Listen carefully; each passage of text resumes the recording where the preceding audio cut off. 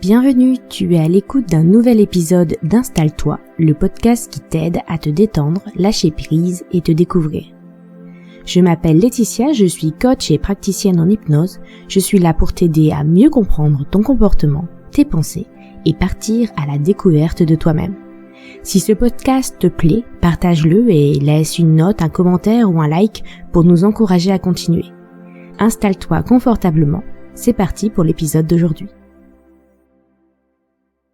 Je voudrais commencer cet épisode sur le choix en contrariant un peu ton ego et en te disant qu'on a toujours le choix. J'ai déjà fait un post sur les réseaux sociaux sur ce thème et je sais que ce concept fait polémique. Dans cet épisode, je te propose d'aller un peu plus loin dans mon explication pour t'expliquer pourquoi tu as toujours le choix et surtout pourquoi tu dois commencer à en prendre conscience. Alors peut-être quand tu m'as entendu dire qu'on avait toujours le choix, tu as eu la pensée suivante. Tu es bien gentille Laetitia, mais tu n'es pas dans ma situation, moi je n'ai pas le choix. C'est facile à dire, mais ça dépend du contexte. Ou encore, toi peut-être, mais c'est pas le cas de la majorité des gens. Alors si tu as écouté l'épisode sur le pouvoir des pensées, tu sais peut-être ce que je vais te répondre. Toutes ces pensées ne sont que des croyances, et ces croyances ont pour objectif de te protéger, ou du moins que tu survives. Seulement moi je ne veux pas survivre, je veux vivre, je veux que tu vives. Alors allons ensemble creuser un peu plus cette notion de choix. D'abord, c'est quoi un choix ? Dans son livre Pouvoir illimité, Anthony Robbins précise un point important. Pour avoir le choix, il faut plus que 2 possibilités. Sinon, c'est pas un choix, c'est un ultimatum. Et tu te rendras peut-être compte, après avoir écouté ce podcast, on a tendance à tout voir en binaire, noir ou blanc, alors qu'il y a non seulement une multitude de nuances de gris, mais de multiples couleurs possibles. Tu peux choisir n'importe quelle situation, et tu as toujours plus de 2 réactions possibles. J'ai eu envie de faire cet épisode de podcast, car j'ai vu un épisode de la série Suite. C'est une série sur des avocats.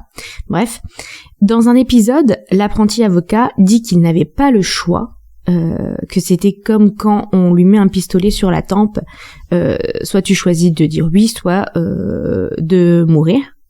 Et l'avocat mentor lui répond non, pour chacune des situations, il y a au moins 250 solutions possibles. Bon, 250 c'est peut-être exagéré, on est d'accord.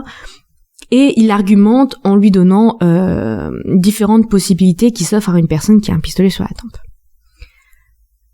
Ça m'a fait beaucoup rire, car cette métaphore illustrait très bien mes propos sur le fait d'avoir toujours le choix. Souvent, on pense qu'on n'a pas le choix parce que justement on pense binaire. Il n'y a que 2 solutions possibles. Et quand on s'ouvre au champ des possibles, quand on voit qu'il y a plusieurs solutions, ça veut pas dire qu'on va forcément choisir les autres solutions, mais on comprend qu'on a choisi une solution. On n'est pas dans un ultimatum. Pas convaincu ? Alors pourquoi ne réagissons-nous pas tous de la même façon ? Si on se sent obligé, si ce n'est pas un choix, pourquoi toutes les personnes dans la même situation ne réagissent pas pareil ? C'est bien parce qu'ils font des choix différents. Je t'invite, suite à cet épisode, à t'amuser à prendre une situation et te demander quels pourraient être les autres choix. Pas forcément le bon choix, simplement les autres possibilités. Sans te mettre les barrières de non, pas moi, pour lever un peu les blocages de ton mental, parce que tu vas voir, il va tout de suite essayer de te ramener à ce mode binaire. Tu peux te demander si une autre personne était dans cette situation, que ferait-elle ?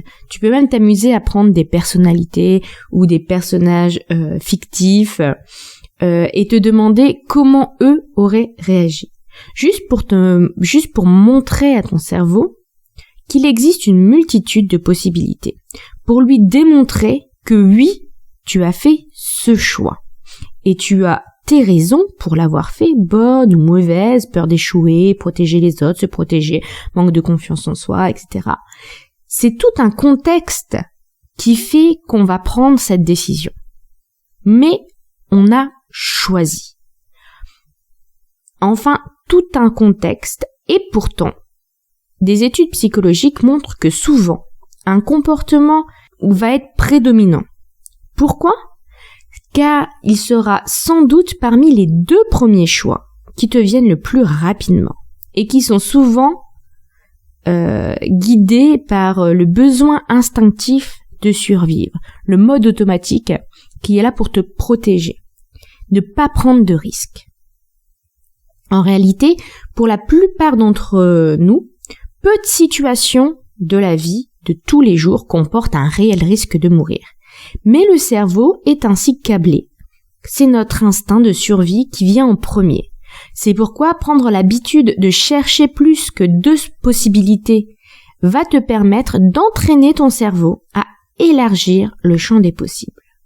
Et c'est comme pour tout, plus tu vas t'entraîner à faire cet exercice, plus ça va être facile de t'ouvrir à ce champ des possibilités. Et aussi à te questionner sur pourquoi tu ne fais pas ce choix. Et pourquoi tu fais ce choix.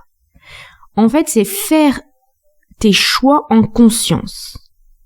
Car si le premier avantage au fait de s'ouvrir aux autres possibilités, aux choix multiples, c'est effectivement d'avoir plus de choix, le fait de considérer simplement qu'il existe d'autres choix, même inconcevables pour toi, te rend responsable de ta décision. On préfère dire qu'on est obligé de, plutôt que d'assumer notre responsabilité. On a choisi de. Et donc d'assumer notre responsabilité des conséquences aussi.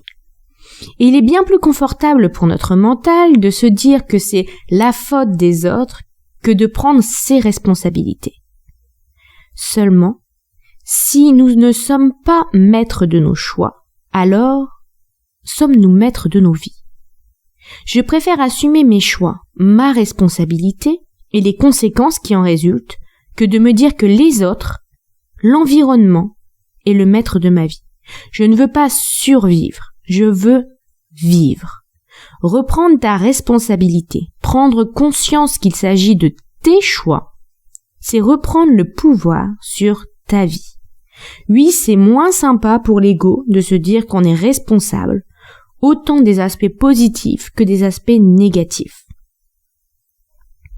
Alors je tiens aussi à préciser quelque chose d'important, une nuance. Être responsable de ses choix ne veut pas dire que ce qui nous arrive est de notre faute. On a pris une décision, parfois la moins pire qu'il nous paraissait, parfois selon nos connaissances, selon nos capacités du moment, etc. Repensez à l'exemple du pistolet sur la tempe. Notre responsabilité se joue au moment présent et non dans le passé. On est responsable de ce que l'on fait maintenant. Et parfois, ce que l'on fait, c'est ressasser le passé et refaire le passé dans notre tête. Et là, notre responsabilité, c'est justement de reprendre le pouvoir sur nos vies et de faire son choix maintenant. Arrêter de revivre le passé, de ressasser le passé. Pour conclure, je t'invite donc à te demander où considères-tu que tu n'as pas le choix ? Et si c'était faux, quels autres choix sont possibles ? Que se passerait-il si tu assumais que c'est ton choix ? J'espère que cet épisode t'aura été utile. N'oublie pas de t'abonner pour être prévenu de la sortie du prochain épisode. Et en attendant, tu peux nous retrouver, Héloïse et moi-même, sur les réseaux sociaux. À bientôt!